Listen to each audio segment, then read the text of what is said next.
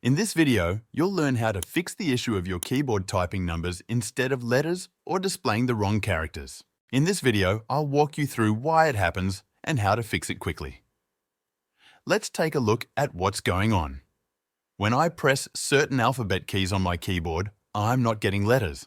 Instead, I'm seeing numbers appear on the screen. This can be really frustrating, especially if you don't know what caused it. But the fix is actually very simple. On many laptop keyboards or compact external keyboards, some letter keys also double as number keys. You'll notice that there are small numbers printed on top of certain alphabet keys. That's because these keys can be used as a number pad when the numlock function is turned on. When numlock is enabled, your keyboard switches those alphabet keys into number keys. This is why you're seeing numbers instead of letters when you type. Now to fix it, we just need to turn off the numlock function. Here's how to do it.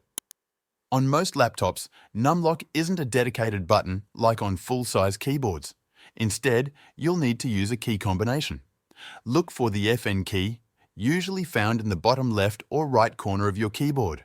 Then find the key that also says numlock or has a small lock symbol with the number 1 or a small padlock with numbers. Now, hold down the FN key and press the numlock key once. You should see a small indicator light on your keyboard turn off. That light tells you whether numlock is on or off.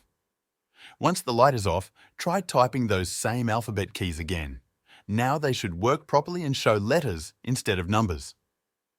If you ever want to switch back and use those keys as a number pad again, just press FN and the numlock key together one more time. The light will turn on and the keyboard will type numbers again. So, that's the fix. This issue is common, especially with compact keyboards that don't have a dedicated number pad. Now you know how to switch back and forth between letters and numbers depending on what you need. Thanks for watching.